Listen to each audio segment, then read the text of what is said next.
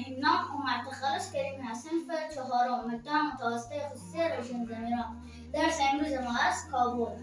کابل پایتخت افغانستان دارای آب و هوای معتدل میباشد.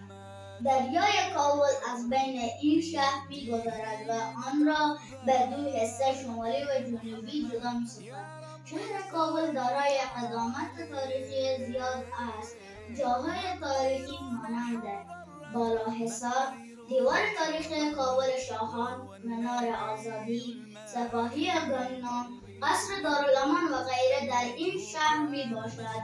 این شهر دارای مکتب‌ها، شفاخانه‌ها و فابریکه‌های زیاد می باشد. همچنان شهر کابل عده زیادی از شاعران، نویسندگان، دانشمندان و شخصیت‌های فرهنگی را در دامان خود پرورده است که آثار و کارکردهای آنها در قنامندی زبان و ادبیات و فرهنگ کشور ما نقش مهم داشته است.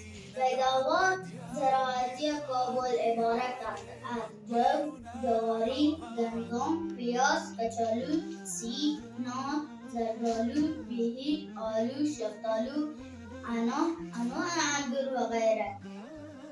این بود درس امروز ما. تا درس دیگر خدا وهو النبي